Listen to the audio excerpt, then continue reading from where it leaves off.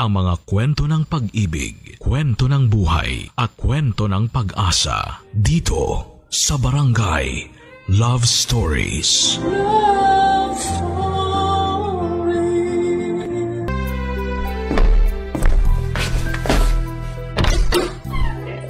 Hi!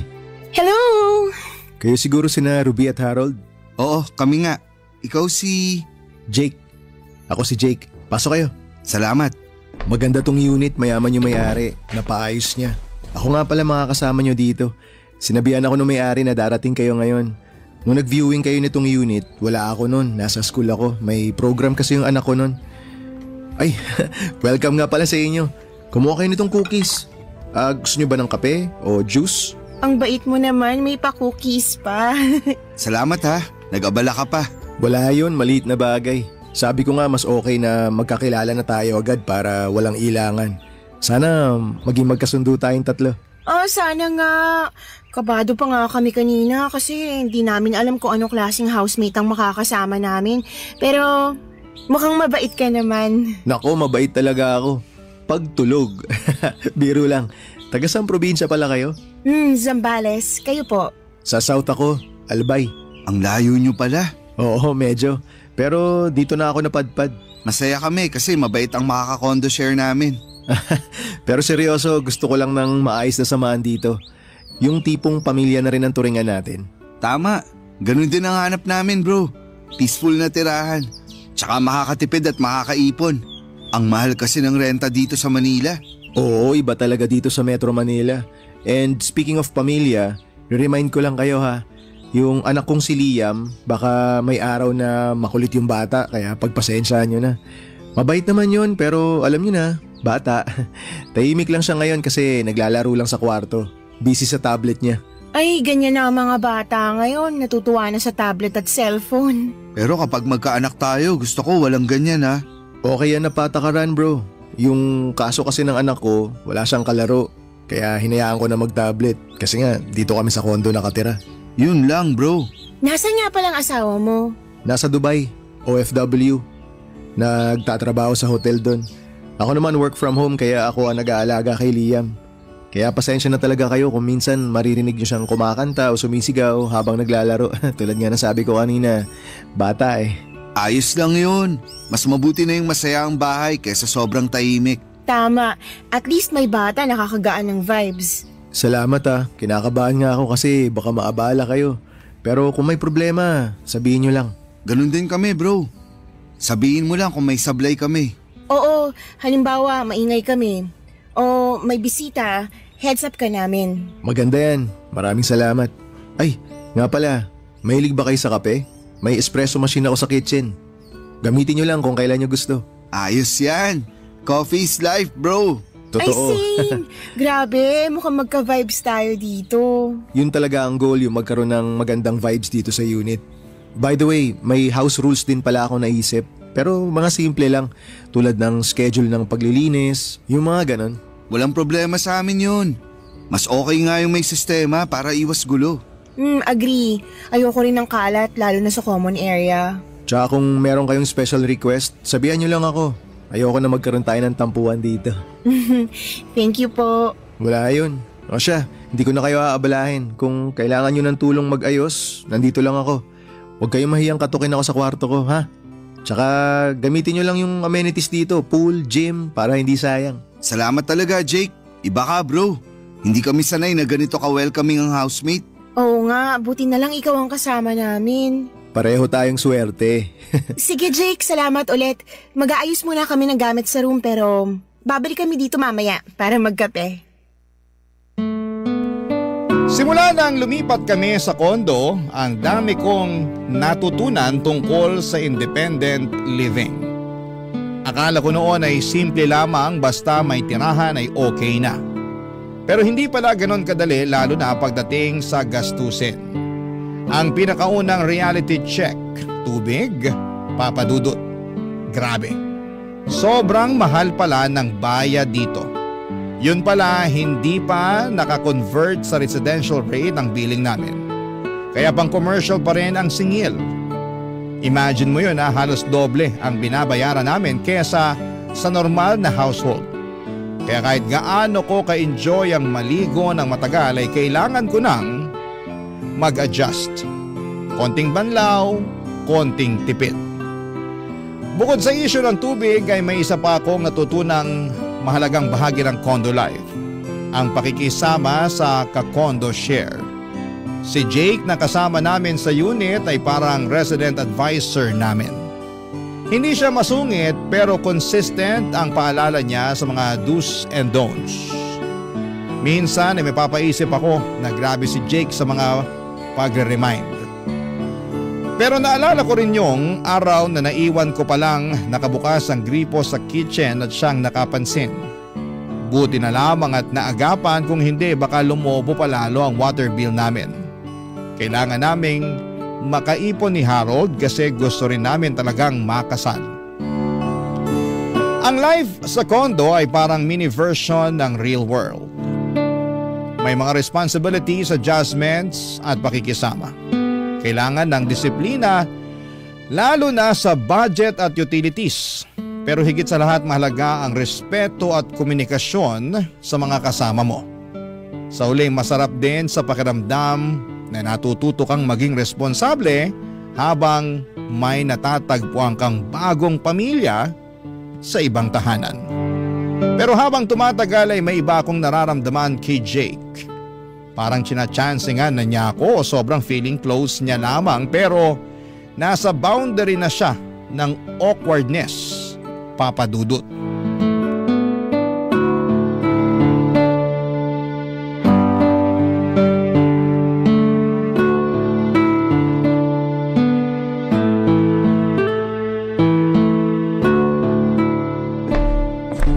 Oh, Ruby. Nasaan si Harold? Nasa trabaho na. Night shift siya. Baliktad kami ng oras ng pasok. Good. Ano po yon? Wala. Sabi ko, ikaw lang pala naiwan ngayon. Oo. Ganun na nga.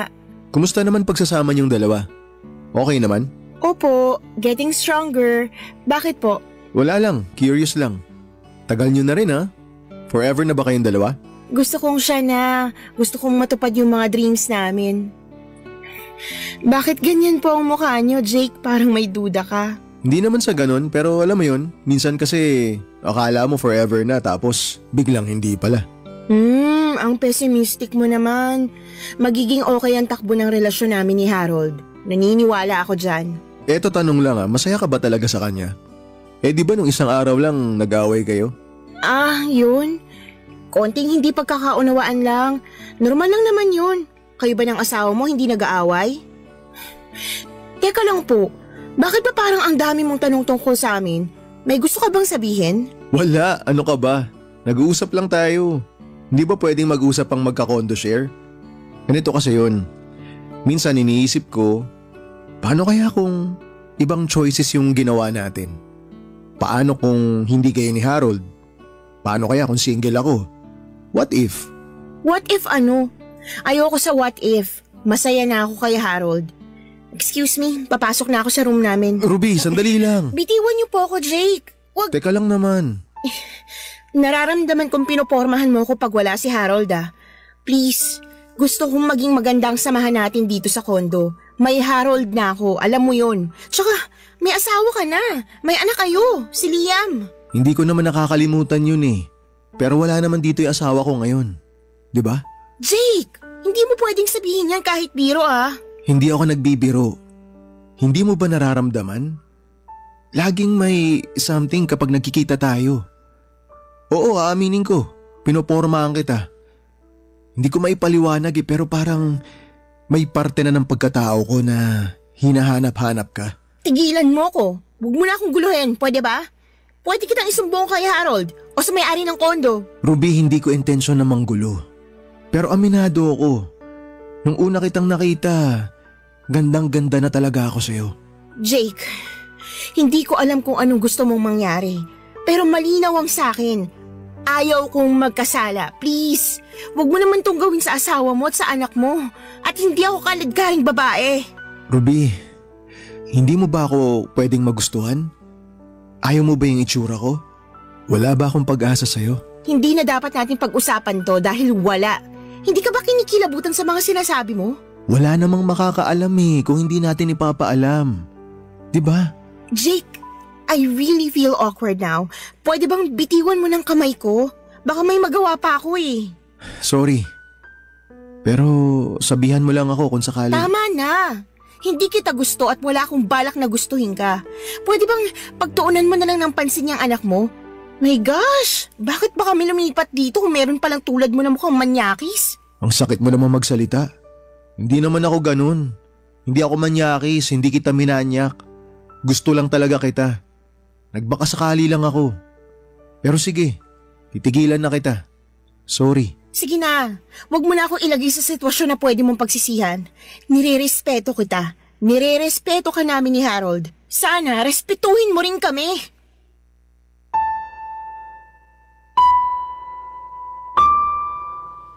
Akala ko ay hindi na uulitin ni Jake sa akin yon, Papa Dudut. Pero patuloy pa rin niya akong pinopormahan.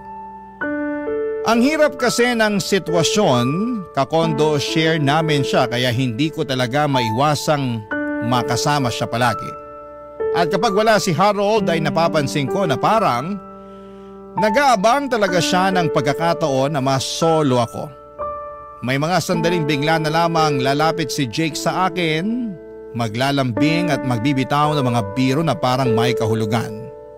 Ang awkward lalo na kapag tinitignan niya ako ng matagal at ngumingiti ng tipid.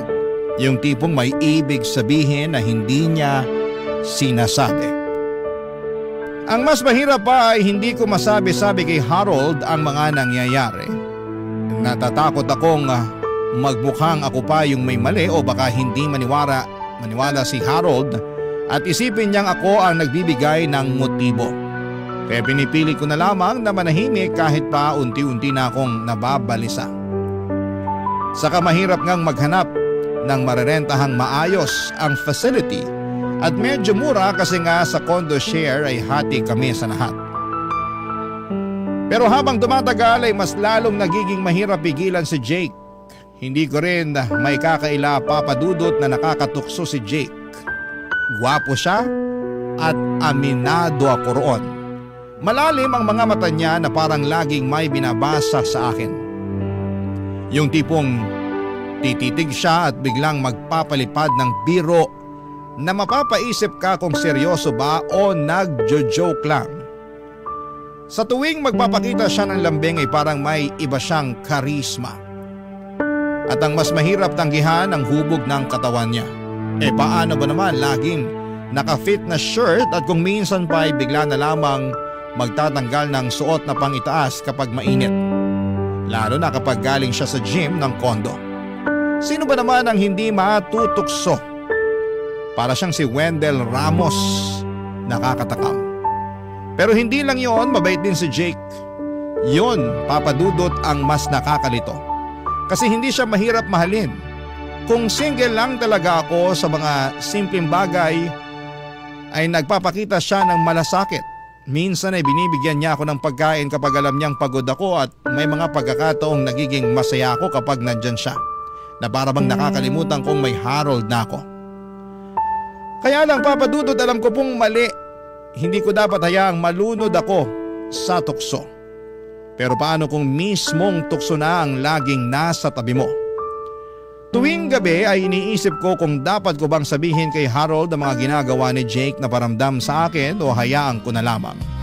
Pero paano kung ako na itong unti-unting nahuhulog? Papa Dudut.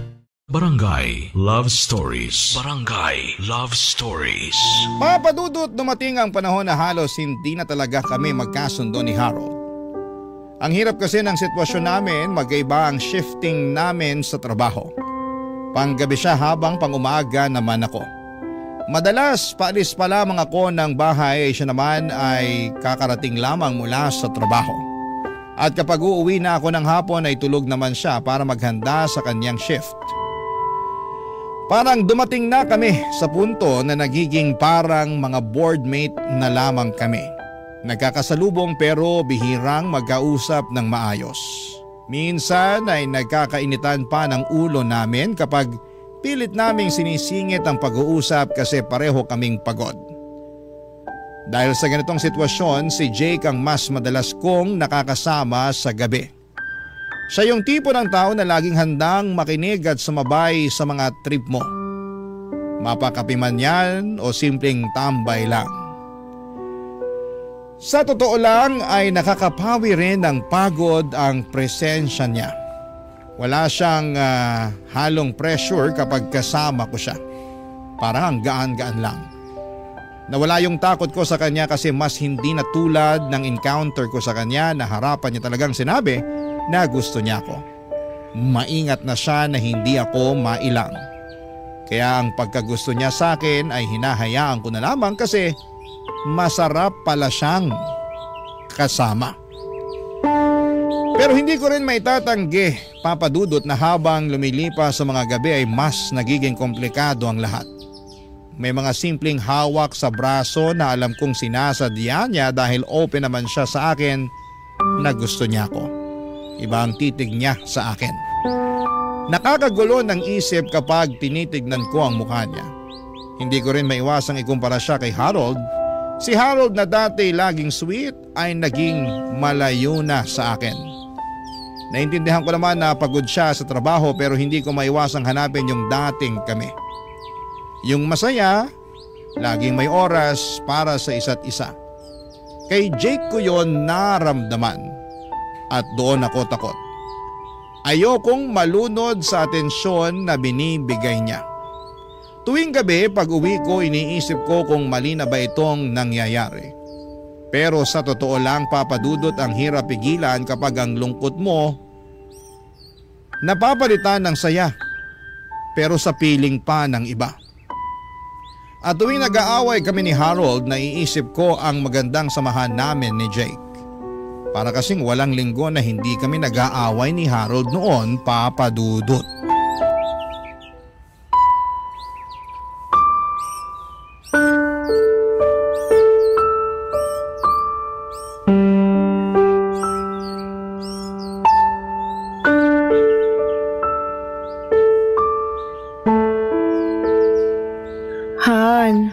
Magkano na naman ang binigay mo sa nanay mo? Bakit? Ano na naman ba to, Han? Ano pa ba? Ubus na naman ang pera natin, 'di ba? Kalahati ng sweldo mo napunta sa kanila. Alam mo naman na nag-iipon tayo eh. Paano yung wedding natin? Malayo pa tayo sa target nating budget. Eh anong gusto mo? Hayaan ko silang magutom? Hindi naman sa ganun, pero paano tayo? Wala na naman tayong ipon. Tsaka sa atin pa nga lang kulang na eh. Buti sana kung kumakain ka lang ng gulay. Alam naman natin na malaki ang gastos natin sa pagkain, di ba? Kahit condo share tayo dito, malaki pa rin yun. Ang hirap kaya mag-budget. Ruby naman, hindi ko sila pwedeng pabayaan. Magulang ko sila. At ako, hindi pa dapat iniisip mo rin ako? Ito na naman tayo. Uuwi ka nga sa bahay pero ito naman ang madadatnan mo. Huwag mong ibahin ang usapan, Harold. Nandyan na ako na magulang mo sila. Pero parang ikaw na halos bumubuhay sa kanila. At saka dun sa kapatid mong batugan. Nagiging argument na to, Ruby. Tigilan na natin to. Wala na tayong natitira para sa sarili natin. Kahit hindi na nga matuloy ang kasal eh. Ang sakin lang, paano kung magkasakit tayo? Paano kung may biglang emergency? Kaya nga tayo nagtatrabaho, di ba? Para matustusan ang pangangailangan ng lahat. Hindi, Harold! Hindi natin responsibilidad ang buong pamilya mo. Bakit ba parang ako pa may kasalanan na gusto ko tayong mag-ipon? Gano'n naman dapat eh. Bubuo na tayo ng pamilya. Dapat paghandaan natin to. Hindi na pwedeng ganito lang tayo. Alam kong gusto mong mag-ipon, Ruby. Pero hindi ko kayang talikuran ng pamilya ko. Hindi ko kayang magsawalang bahala na lang. So ano, magpapakahirap tayo habang buhay para lang suportahan silang lahat? Hindi tayo yayaman sa ganito. Kahit kailan hindi tayo uusad. Pwede ba tumigil ka na? Ganito na lang parate? Gusto mo akong pinapa-shut up? Hindi sa ganun. Ewan ko ba sa'yo? Halos araw-araw na lang ganito tayo. Wala bang araw na hindi tayo tahimik? Eh kasi naman ikaw naman parati nagdadala ng problema. Ako? Ruby naman. Parang wala ka nang nakitang mabuti sa akin. Pati tong pagbibigay ko ng pera sa kanila ginawa mong issue. Issue naman talaga. Kasi we're partners, Harold. Anong gusto mong gawin ko, Ruby? Putulin ang relasyon ko sa kanila? Kalimutan na lang na may nanay at tatay akong umaasa sa akin? Hindi ko sinasabing putulin mo sila. Pero dapat pwede nilang maintindihan na may sarili ka ng pamilya. Hindi pwedeng habang buhay sila nakaasa sa'yo. E di magpakasal na lang tayo para matauhan sila. Kahit tayo na lang. Wala yung plano natin na engrande. Para malaman nilang may pamilya na akong inuuna. Yun ba ang gusto mo? Ha? Oo. Pwede naman kung yan ang solusyon para matigil na tong kahibangan na parang wala kang sariling buhay. So pakakasalan mo lang ako para tumigil sila sa panghihingi? Ganun ba? Hindi dahil mahal mo ako? Ano bang pinagsasasabi mo? Hindi ba obvious na mahal kita? Kahit nga hindi matuloy yung pangarap kong kasal, handa ako dahil mahal kita eh. Pero paano tayo mabubuhay kung puro na lang tayo bigay? Di mo lang naiintindihan, Ruby. Kung ikaw ang nasa posisyon ko, kaya mo bang tiisin ang magulang mong humingi ng tulong? Eh paano naman ako, Harold? Bakit akong kailangang magtiis? Dahil mahal kita.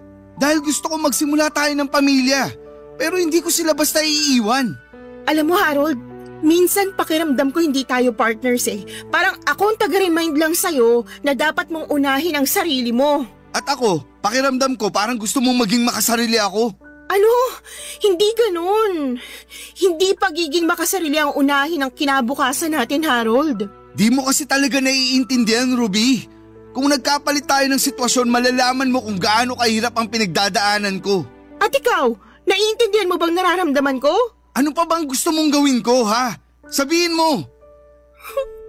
Ayoko na ng ganito, Harold. Ayoko na ng paulit-ulit na ganito. Ano? Gusto mong maghiwalay na lang tayo?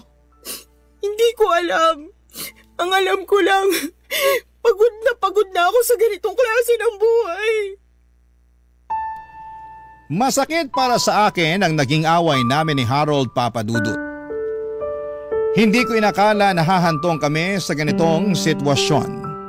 Mahal ko siya pero sa galit at sama ng loob ko ay may mga salitang nabitawan ako na hindi ko na mababawi.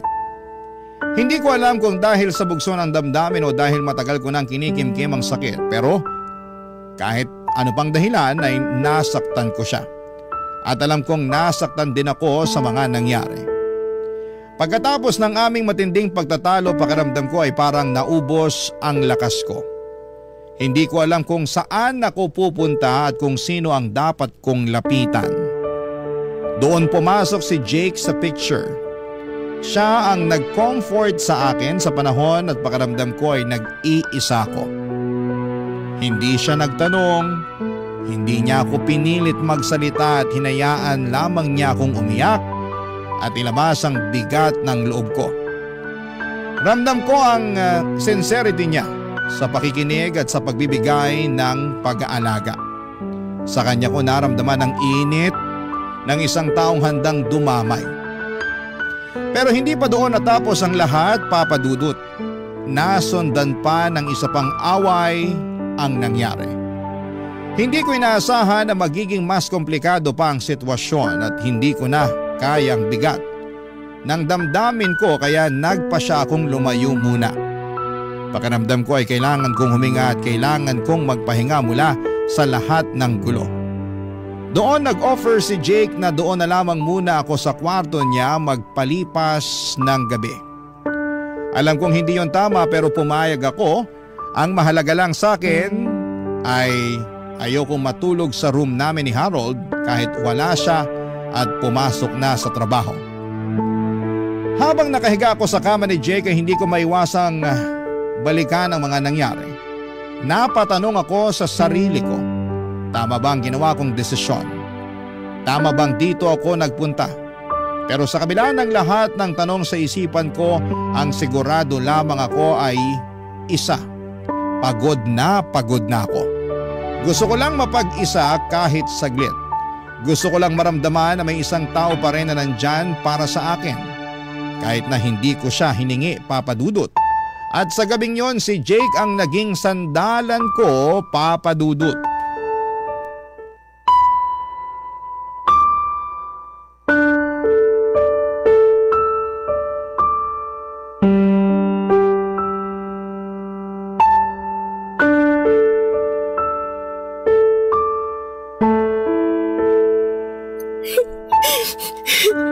Ruby, tahan na. Siguro, kailangan mo nang matulog para naman magkaroon ka ng lakas. Grabe din yung away niyo kanina ni Harold eh. Pasensya na talaga, Jake. Hindi ko alam kung saan ako tatakbo. Ang sama-sama lang talaga ng loob ko. Marami akong sinakripisyo para sa relasyon naming dalawa pero hindi pa rin kami magkasundo. Eto ako lang to ha. Baka siguro hindi talaga kayo para sa isa't isa. I'm sorry pero yung kasi yung nakikita ko eh. Huwag kang humingi ng sorry. Wala ka namang kasalanan eh. Mabuti nga't ang bait mo sa akin. Noon, akala ko... Akala mo ano? Akala ko hindi kita makakasundo. Sus, ako pa ba? Kaya nga nagmana sa akin yung anak ko eh. Kita mo naman, sobrang bait. Kasi marunong ako makisama. At sure ako na wala siyang problema ngayon dun sa camping nila. Hindi mo ba pupuntahan yung anak mo? Kaya na niya sarili niya. Tsaka nagsabi na rin ako sa teacher niya na kapag may problema, sana naman wala, i-message lang ako. Nakasave naman dun sa teacher yung number ko kaya pwede niya akong tawagan anytime. Mabuti kung ganun. Tinuturuan mo palang maging independent ang anak mo. Oo, kailangan eh. Ruby, pwede ba akong tumabi dyan sa kama? Ano? Kasi medyo maliit tong sofa eh. Mukhang di rin ako...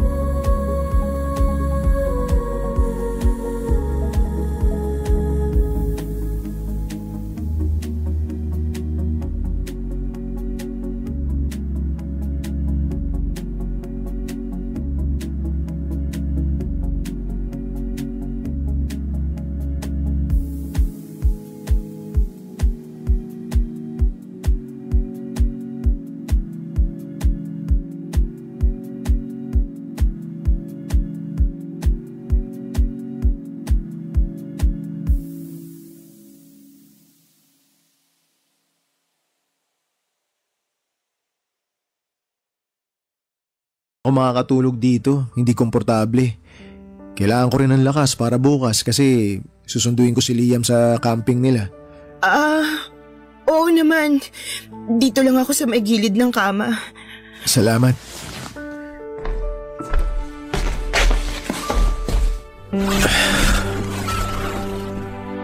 Naiilang ka pa rin ba sa akin?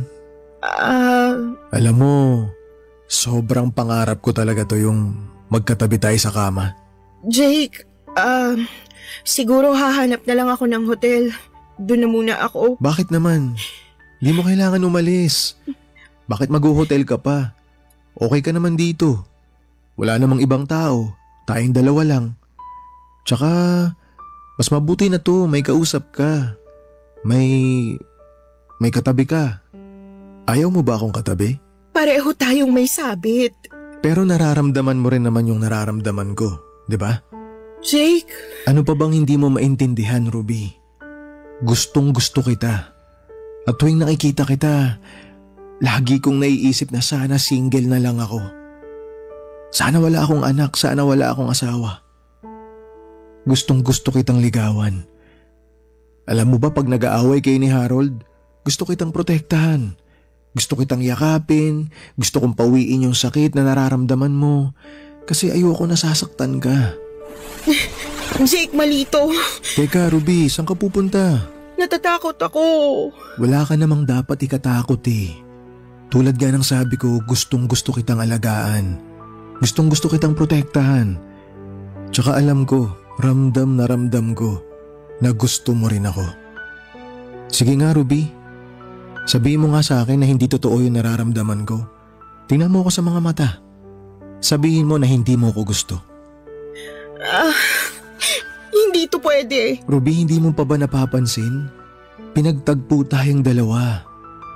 Mahal na kita. Naguguluhan ako. Ruby, hindi mo ba ako narinig? Ang sabi ko, mahal kita. Alam mo, kung wala lang si Harold, pwede kitang mahalin eh. Hindi mo ako pwedeng mahalin kasi may Harold. Eh hindi pa naman kayo kasal eh. So ibig sabihin pinipigilan mo lang yung sarili mo. Pero ang totoo, mahal mo na talaga ako. Siguro. Anong siguro? Hindi ako naniniwala sa'yo. Yang nararamdaman mo wala nang pag-aalinlangan yan. Alam ko na sigurado ka na. Mahal na mahal kita, Ruby. Gusto kitang alagaan. Mahal din kita. Sabi ko na nga ba eh. Alam ko talaga na mahal mo na ako. Oo, mahal kita. Pwede ba kitang halikan, Ruby? Jake.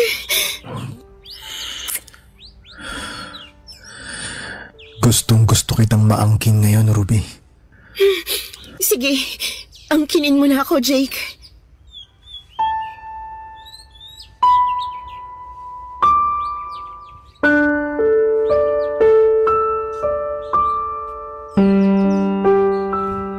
Papadudot, may nangyari po sa aming dalawa ni Jake. At sa gabing yon ay hindi ko iniisip kung ano ang magiging kahihinatnan ng ginawa ko. Para sa akin ay tama ang mga nangyari sa aming dalawa at kailangan ko ang init sa aking katawan at binigay yon ni Jake. Inangkin niya ako at binigay ko ng kusa ang aking pagkababae. Alam kong mali dahil may asawa nga si Jake pero ginawa ko pa rin. Buong magdamag kaming nagyakapan at pinagsaluhan ang init ng pag-ibig. Buong gabi akong nangangarap na sana'y si Jake na lamang at sana'y pareho kaming single pero hindi. Hinayaan ko na magkasala ako, papadudot, at pumayag akong isekreto ang aming relasyon na dalawa. Hindi po alam ni Harold na kapag wala siya sa condominium ay sinasalasihan na siya ni Jake. Si Jake na ang halos nagmamay-ari ng katawan ko at siya nagpapaligaya sa akin sa bawat araw. Papadudot, hindi ko na hinihingi kay Harold na makipaglabing-labing siya sa akin dahil napupuna naman ni Jake ang kakulangan na yon.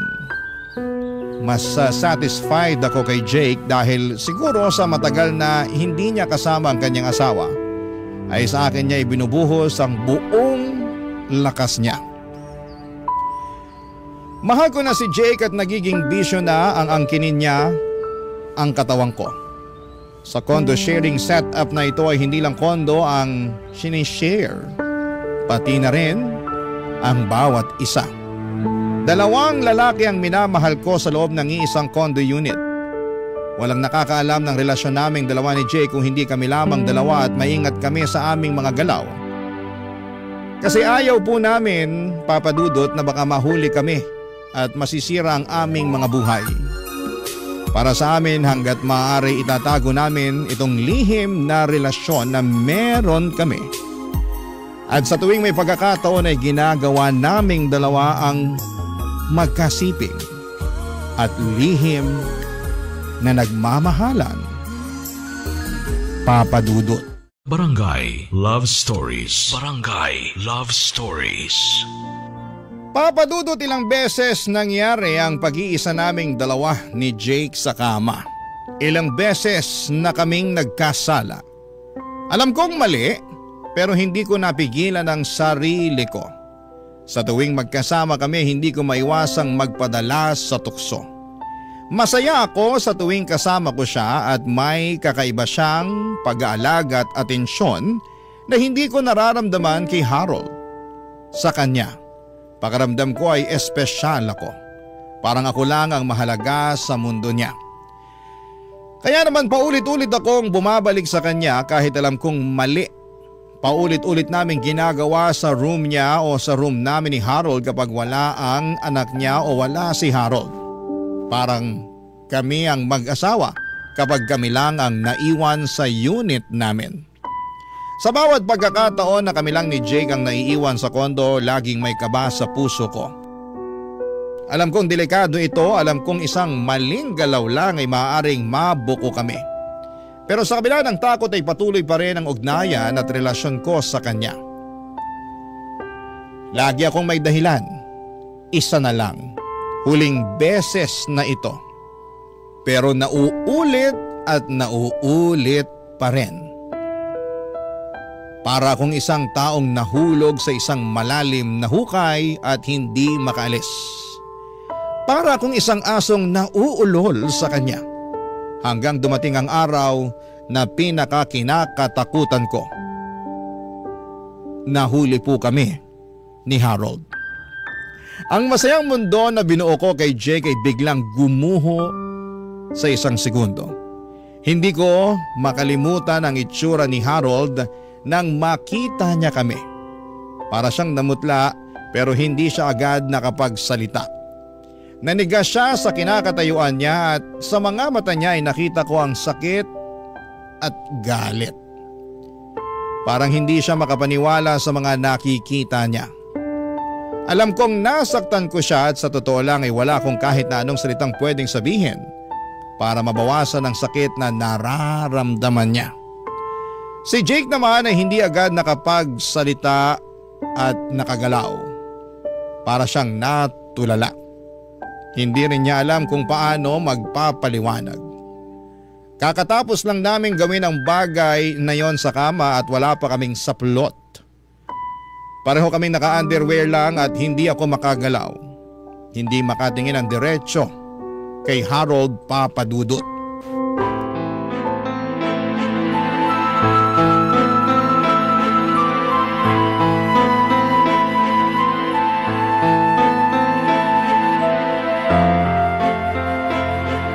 Sobrang saya ko talaga, Ruby, kapag ginagawa natin to.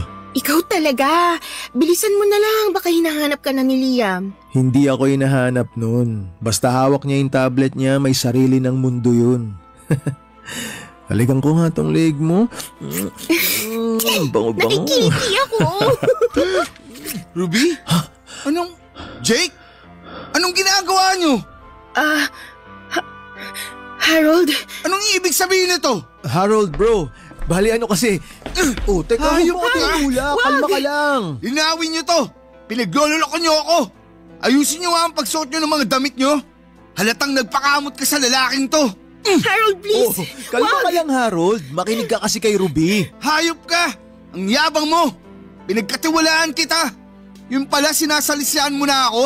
Ano ngayon? Tatanga-tanga ka kasi kaya ka nasasalisihan eh. Tama na! Jake, lumabas ka na lang. Please! Oo, lalabas na Bakit ako. mo siya pinapalabas? Harold, Ano huwag gusto na iiyak, ha? magpatayan kayo? Iiyak na Isa sa yan. inyo mamatay o makulong? Harold, Bakit, Ruby? sorry. Sorry. Ganun na lang. Sorry. Nagtiwala ako sa'yo. Minahal kita. Pero bakit ganito ang isinukli mo sa akin? Ginawa mo akong tanga. Ginawa niyo akong tanga. Napakatanga ko. I'm really sorry. Natukso lang ako. Ano? Natukso? Paano mo nagawa to sa akin? Harold, sorry. Hindi ko gustong masaktan ka. Hindi mo gustong masaktan ako? Ilang beses mo ako niloko, Ruby. Ilang beses kayo nagkita. Ilang beses mo siyang pinili. Ilang beses kayo nagsiping na dalawa. Ilang beses yung ginawa sa loob ng room natin. Yun na nga, kahit isang beses o araw-araw, isa lang ang tama rito. Pinagtaksilan mo ako. Mahal kita, Harold. Mahal, huwag ka na magpatawa. Ruby, kung mahal mo ako, bakit mo ginawa to? Hindi ko alam. Hindi mo alam? Matapos mong ipaangkin yung sarili mo sa kanya, hindi mo alam? Ruby, lumandi ka sa iba. Ang landi mo! Hindi ka na nakontento sa akin? Parati ka kasing pagod. Anong klaseng katwiran yan? Nagkaanap tayo ng pera para may maipon tayo sa kasal. Para makabili tayo ng lupa at makapagpatayo ng bahay sa probinsya. Sinabi mo sana kung talagang kating-kating ka na para amutin ko. Tapos, hindi yung ganito. Hindi pwede ang baluktot mong katwiran. Harold! Tapusin na natin to. Ano? Tapos na ang relasyong to. Tapos na tayo, Ruby. Wala nang tayo. Harold, wag naman. Please. Ano pang silbi ng relasyon natin? Hindi na mabubura ang kahalayan nyo. Wala nang natira dito sa akin ni katiting pang respeto sa'yo. Wala na. Ay, wag naman. Hindi na mauulit to. Pangako. Hindi na ako tanga, Ruby. Mahal kita, Harold. Hindi kita kayang mawala. Alam mo, Ruby, hindi ko inakalang magagawa mo to sa akin. Binuhos ko ang lahat sa'yo. Pinangarap ko ang future natin. Pero anong ginawa mo? Patawad. Ang sorry, hindi nakakabura ng sakit. Anong ginagawa mo? Wala nang katuturang pang manatili dito. Aalis na ako. At baka makapatay pa ako ng tao. Magiging kriminal pa ako. Habang may natitira pa akong pagmamahal sa sarili ko, aalis na ako. Iiwan na kita. Huwag mo ko iwan, Harold, please. Gagawin ko lahat. Ipapakita ko sa'yo, mahal kita. Lumipat tayo sa ibang tirahan. Kahit anong gawin mo, hindi na mabubuo ulit ang tiwala ko sa'yo. Harold! Paalam, Ruby. Papa Dudut, hindi ko alam kung ano ang gagawin ko. Pakiramdam ko ay parang bumagsak ang mundo ko sa bigat ng kasalanang nagawa ko. Wala akong mapagsabihan, wala akong matakbuhan at hindi ko alam kung paano ako magsisimula ulit matapos ang lahat ng ito. Nagkasala ako kay Harold, mahal niya ako at alam kong hindi niya kailanman inisip na magagawa ko ito sa kanya. Pinagtaksilan ko siya. Sinaktan ko siya sa parang hindi niya kailanman inakala. Napaulit-ulit akong nagpagamit sa ibang lalaki. Napakasakit isipin na ako mismo ang sumira sa tiwala niya, ang bumitaw sa pangakong dapat ay ako mismo ang nag-iingat. At hindi lang si Harold ang nasaktan ko, pati na rin ang asawa ni Jake. Isang pamilyang buo ang nadungisan dahil sa akin. Kung talagang may respeto ako sa pagkatao ko ay hindi ko kinagat ang mga paramdam ni Jake. Hindi ko kinagat ang offer niya. Hindi ko kinagat ang mansanas ni Adan. Alam kong hindi ko maaaring gawing palusot ang nararamdaman ko ng mga panahong yon at hindi ko maaaring sabihin na nadala lamang ako o hindi ko sinasadya dahil ang totoo ay alam ko kung ano ang ginagawa ko. Alam ko pong mali, Papa Dudut, pero hinayaan kong lamunin ako ng tukso. Kaya hindi ko alam kung paano babawiin ang mga pagkakamaling ito. Hindi ko alam kung paano haharapin si Harold. Mas lalo kong kinakabahan sa maaring mangyari kung sakaling malaman ng asawa ni Jake ang tungkol sa amin. Siya ang tunay na biktima ng kasalanang ito at ang anak nila. At kahit na anong gawin ko ay hindi ko na mababawi ang mga nangyari. Gusto kong magtago, gusto kong burahin ang lahat ng ito pero hindi ko magawa. Hindi ko kayang takasan ang sarili kong konsensya. Umalis ako sa condo unit na yon at winakasan ko na ang ugnayan namin ni Jake at nilunok ko lahat para lamang kausapin si Harold. Dahil ayaw kong mawala siya sa buhay ko. At umaasa ako na tatanggapin niya ako kahit buntis ako at si Jake ang ama ng dinadala ko.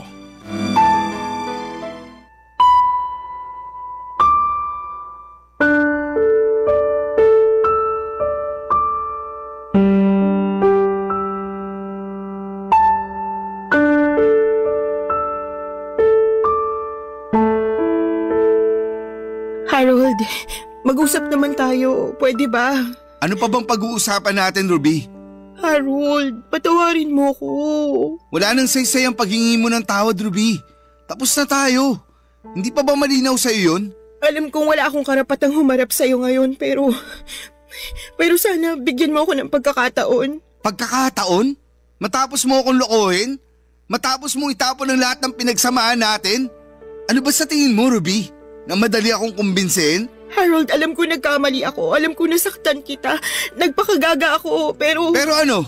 Natukso ka lang dahil siya ang parati mong nakikita sa kondo? Dahil mas maganda ang katawan niya? Dahil ang gwapo niya? Huwag mong sabihin hindi mo sinasadya.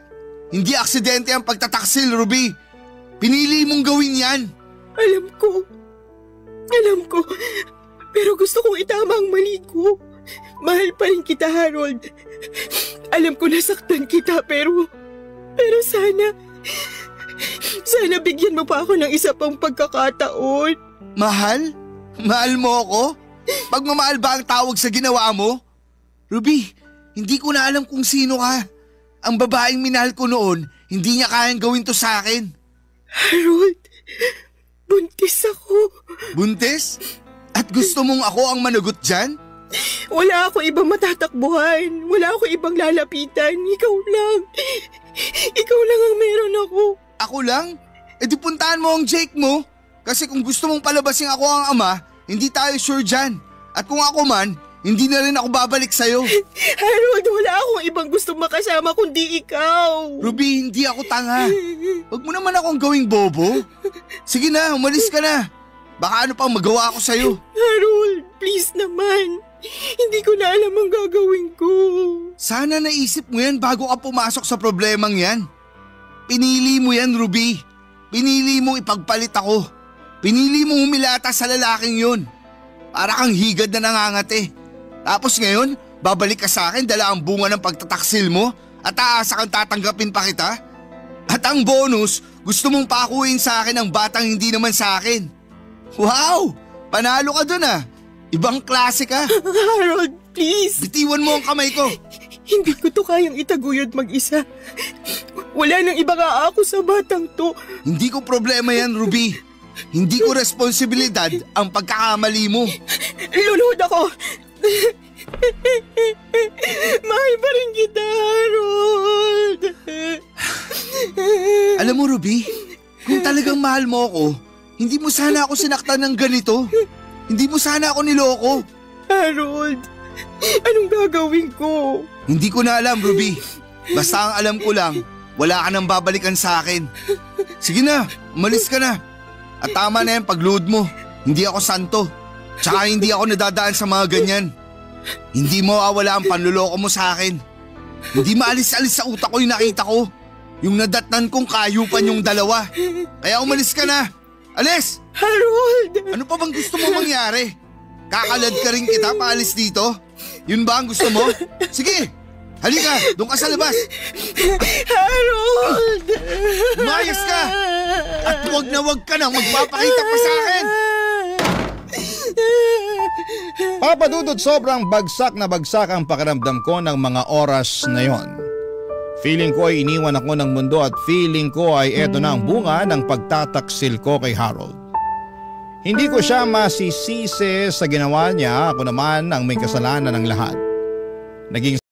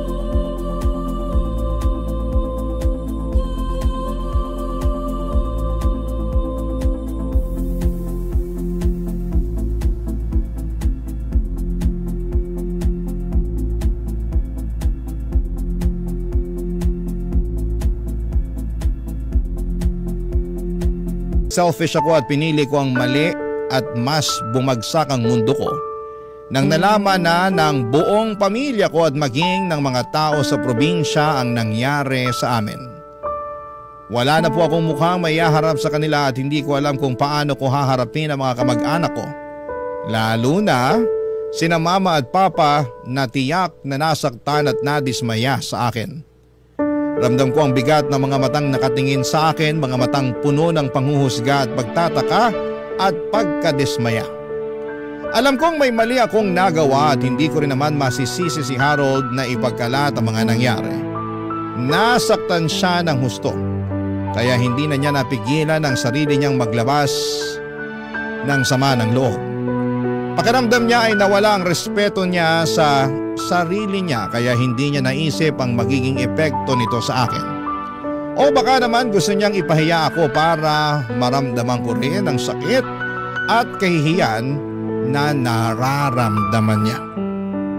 Hindi ko alam kung paano ko haharapin ang pamilya ko at naiisip ko pa lamang ang sasabihin nila ay parang gusto ko nang lumubog sa lupa. Alam kong marami silang itatanong, paano nangyari ito? Bakit umabot sa ganito? Hindi ko alam kung paano ko aayusin ang buhay ko matapos ang iskandalong ito. Mula nung kumalat ang balita ay hindi na ako mapakali. Hindi ko alam kung paano ako makakatakas sa mga mata ng mga tao sa paligid ko. Kahit saan ako magpunta, pakiramdam ko ay may mga matang sumusunod sa akin, mga matang punong-puno ng pang-uusisa at panghuhusga. Mga bibig na puno ng panghuhusga sa akin. Kahit sa bahay na inuupahan ko sa ngayon, hindi po ako mapalagay. Kahit wala silang alam, parang nahihiya akong humarap sa mga tao. Pati na rin sa bago kong pinasukang trabaho, nahihiya ako sa nagawa ko. Wala po akong ibang masisisi kundi ang sarili ko. Alam kong may mga desisyon akong nagawang mali. Alam kong hindi ko dapat hinayaan na umabot pa sa ganito. Pero huli na ang lahat. Nangyari na ang mga nangyari. Ang tanong na lang ngayon ay paano ko ito haharapin? Paano ako babangon mula sa kahihiyang ito? At paano ko mababawi ang respeto ng mga taong minsan ang naniwala sa akin? Sobra po akong nasaktan.